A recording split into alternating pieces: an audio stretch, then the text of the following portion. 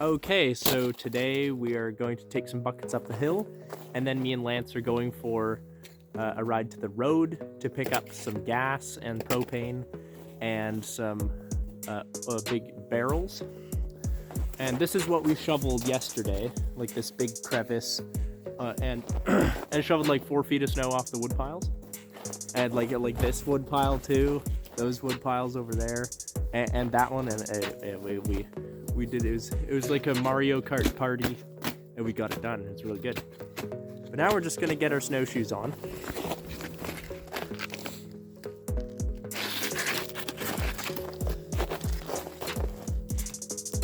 Because we need snowshoes to go on the trail, otherwise it punches through a bit. And if it punches through, then the trail is all wanked, so it gets really hard to go up and down.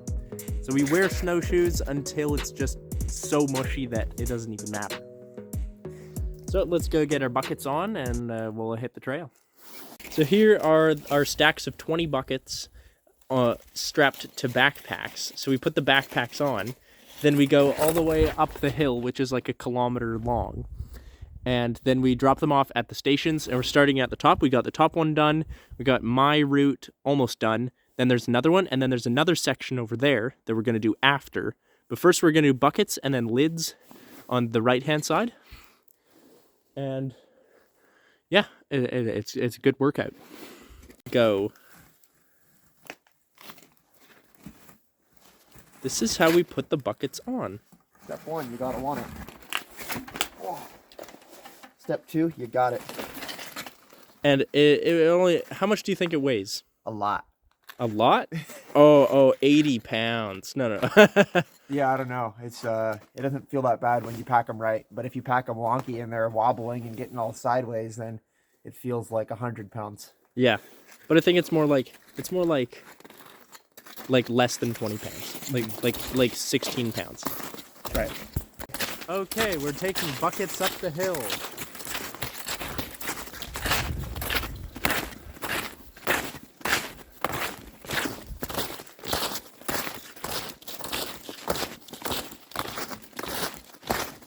That's disgusting.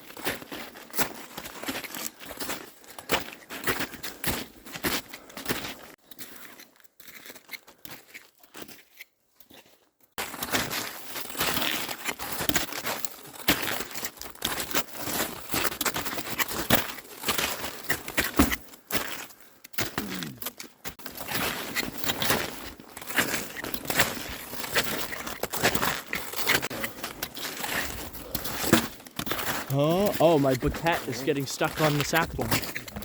We're like hitting lots of buckets on our sap line today. Yeah. See, Lance, you know what's funny? Is Rakuto one day forgot that you're supposed to go this way, not that way. Oh no! Is that why there's 40 at Queen's? Huh? Is that why there's 40 at Queen's? No, Bruin and Sylvia did those ones. Yeah. There's like the sign says this way goes this way, that way goes that way. And so did you hold the buckets the other way? Or just, Yeah. Maybe that should be the thumbnail. Can you say that again? You want to get castrated? Okay. Oh, he's about to castrate my thing. Okay. Hey, now I don't have 50% down anymore. Yeah. I purchased the whole thing. Oh, nice.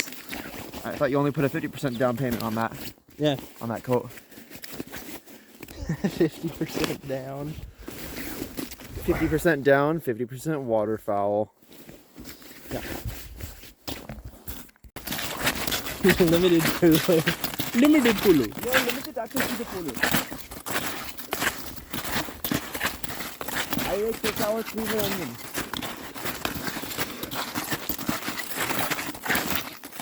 Man, that was a good breakfast. Like, I got some meat, I got some olive oil, some carbs, some apple with cinnamon. I got carbs, sugar, and fiber for my breakfast. Nice. Carbs, sugar, and fiber. You should have a video, carb boosting versus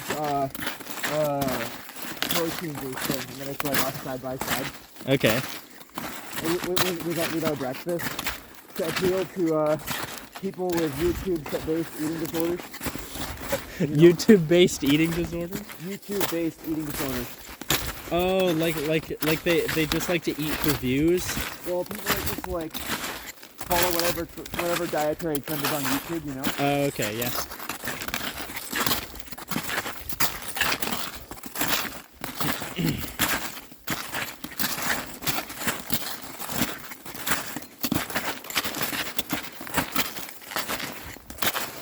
Protein maxing popular with soccer moms and young men everywhere.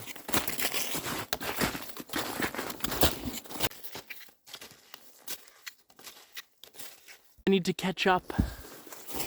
Oops. Have fun, guys. Oh, okay.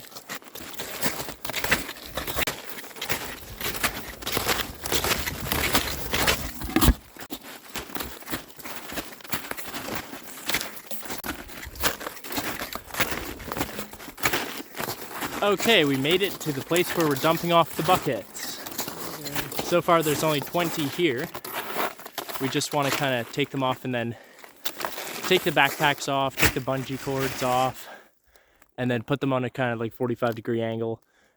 Not standing straight up and not laying directly on the ground, but leaning against the snow, so no gunk or rain or snow gets in them.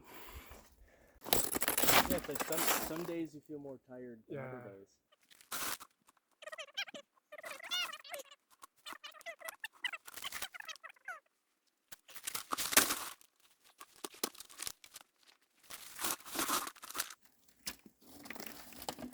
Huh?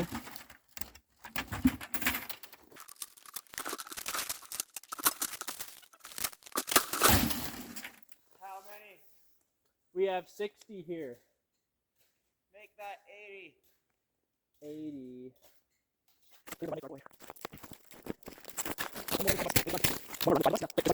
But if Rowan comes up. Oh, okay. Oh, let me lay down for a second. Never ever cool. Yeah, if we just 4v1 the whole season, it's gonna be like a breeze. It will be. Yeah. Yeah. Well, excluding our actual collecting days, but I like to do that by myself anyway.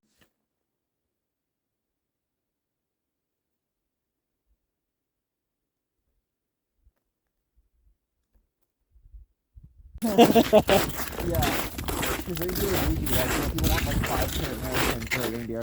Wait, how much? 5K. $5,000 for a reindeer. For a male. 7,000 for a female. Yo. Yeah. Oh yeah, because then you can like live off reindeer milk and like not talk to any humans. Yeah, exactly.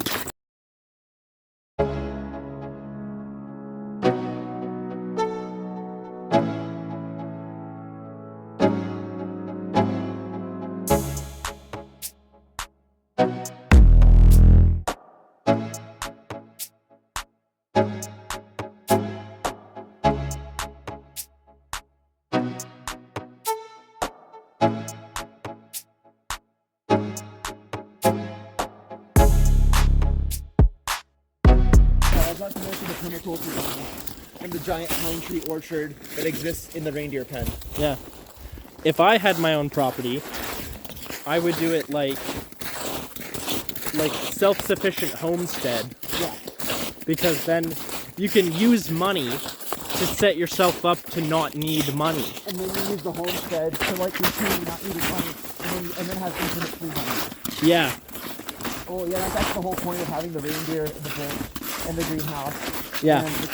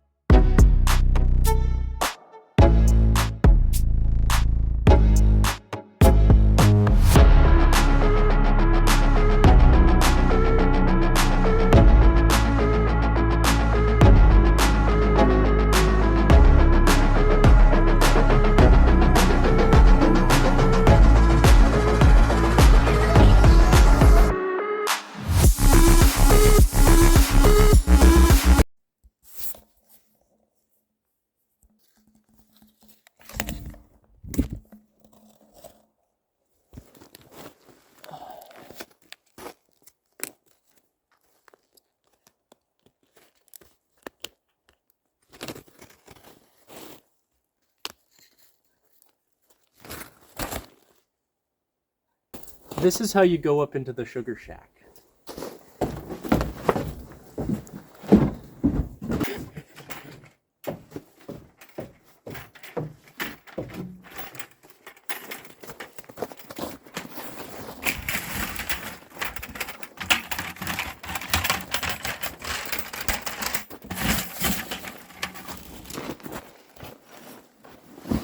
No!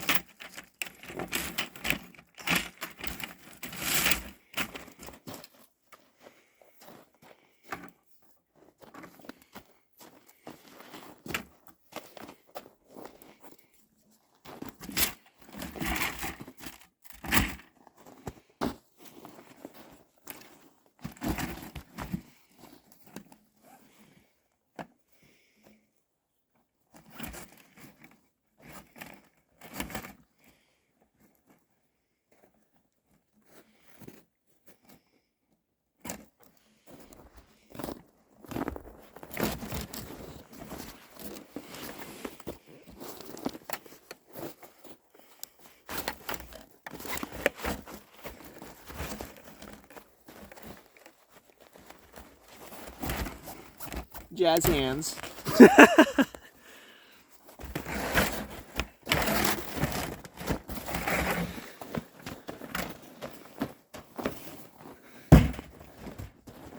Bruh.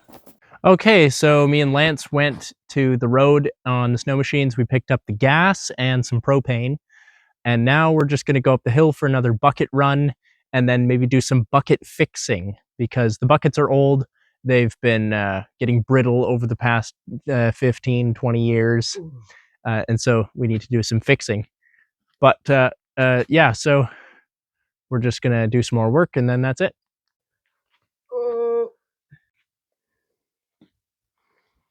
Not easy. Oh.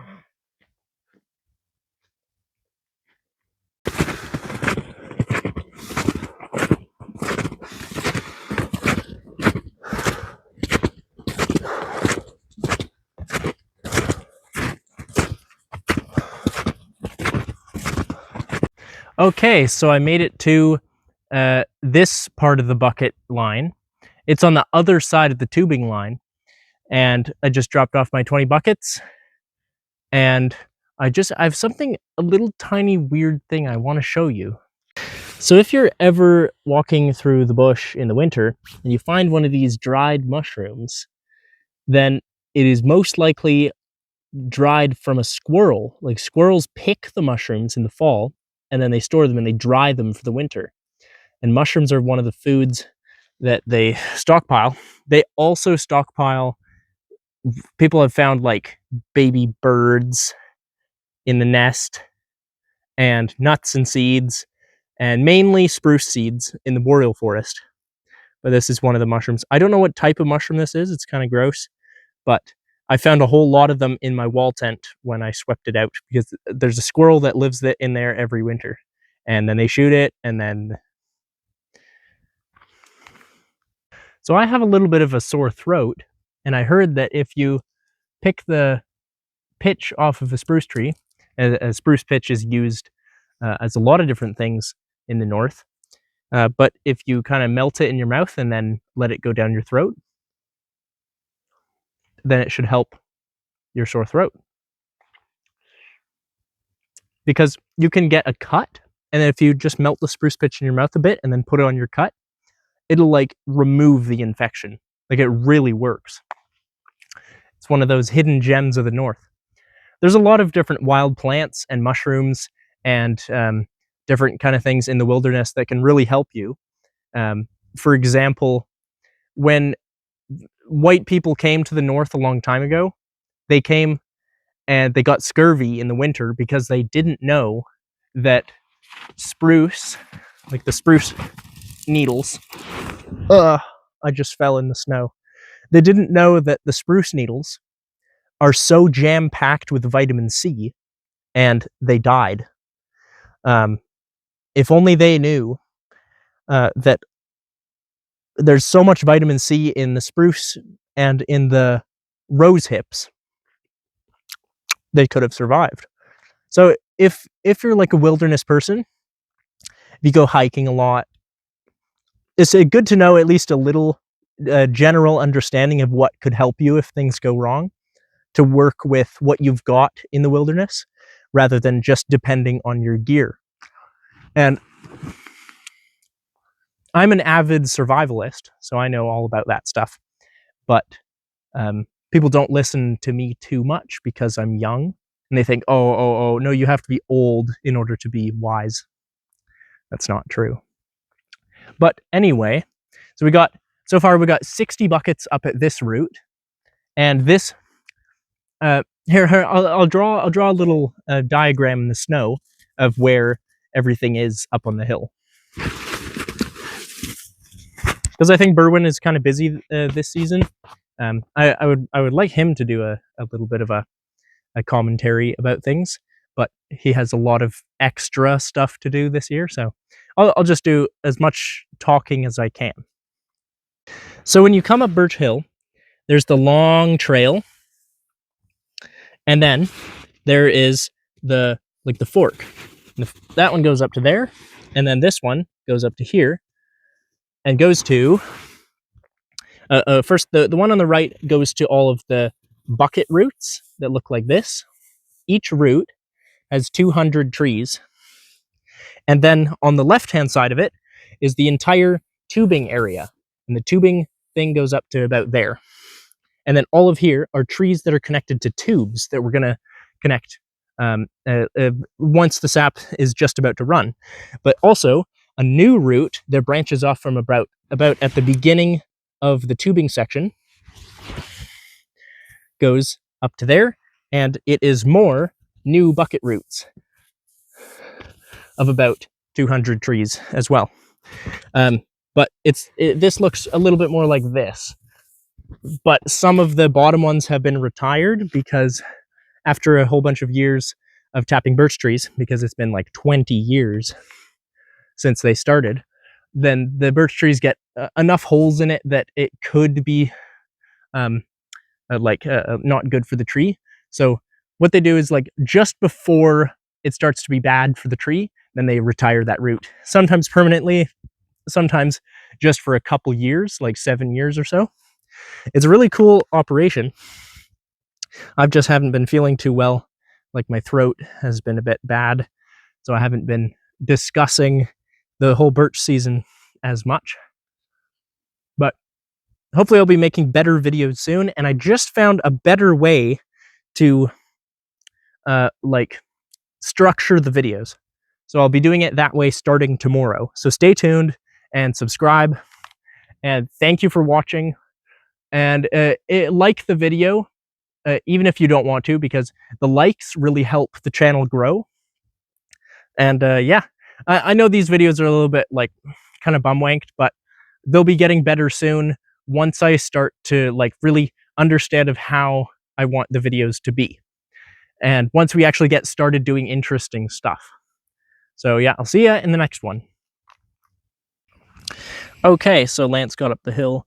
He was digesting hard, so it was a little bit exhausting, which happens for some reason. It happens a lot in the north because it's like, oh, it's time to eat. Oh, it's time to work.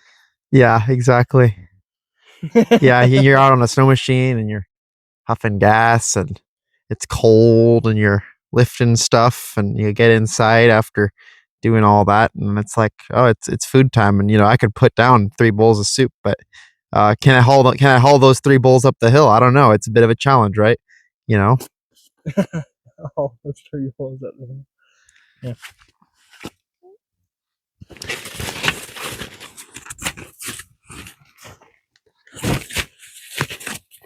Did Berwin say we're doing another one? Another run? I don't think he said that we couldn't. Okay. So what was it? It was like haul then lids. Then haul lids. Yeah, he wants lids. Okay. Mm-hmm. And then fix buckets. Yes, or we can do the the other chores. We could do the main chores, or we could do the other chores, like the fire pit. I like mainstream chores. What's that? Mainstream. No. Mainstream chores. Those are a lot of work, huh? What? Those other chores start to look a lot more enticing after you start doing a couple mainstream chores, huh? Other chores. Yeah. What were you thinking about coming up the hill? Me? Yeah. I was listening to music. Me too. I was thinking, people say money isn't everything, right? Ow! But money can fix your if you bust your ass, money can fix that. Yeah. I feel like money isn't everything is something you can say when you have enough money.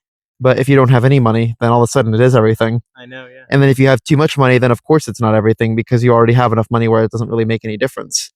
Yeah. All it just is another new thing. But it absolutely is everything if you're broke. Yeah.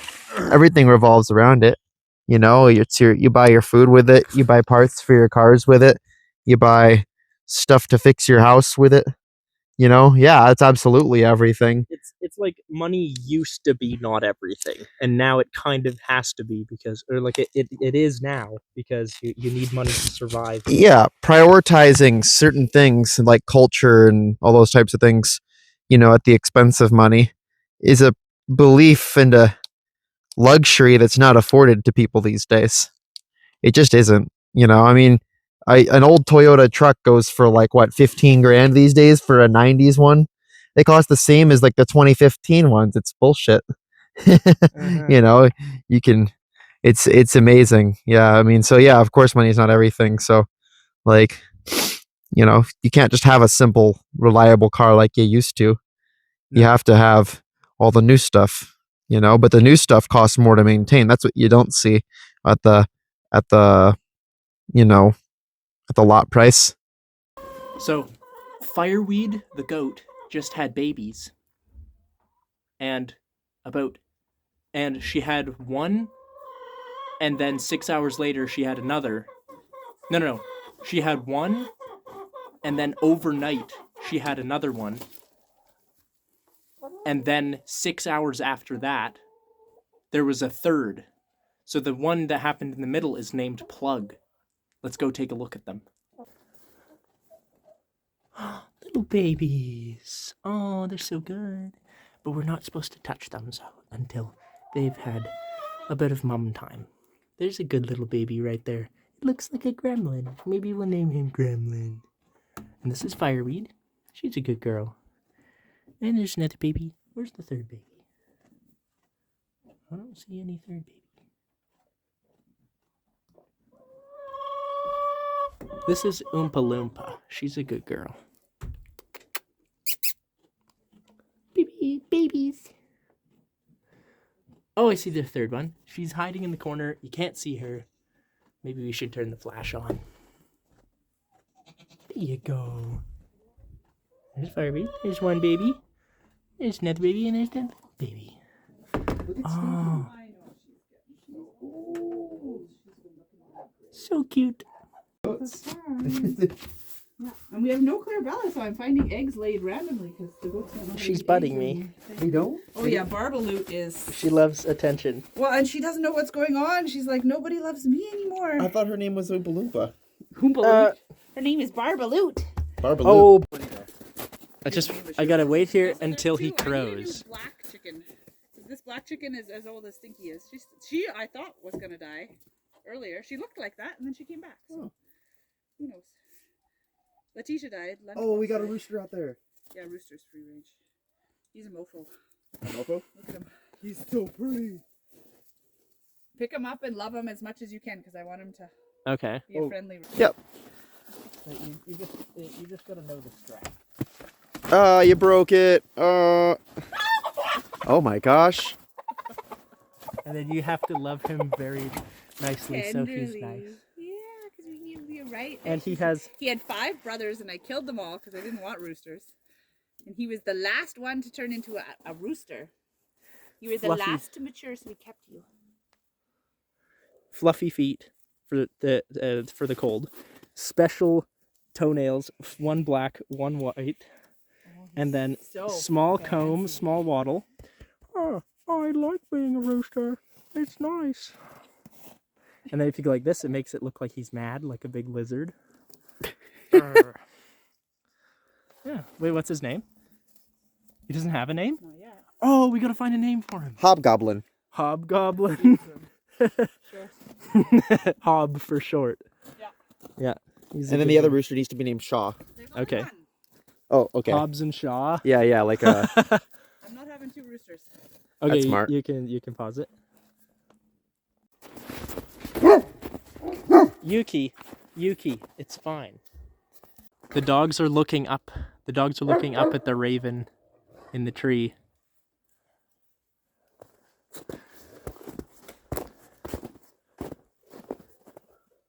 Good dogs, good boys. Okay, that's all we're doing today. Please like and subscribe.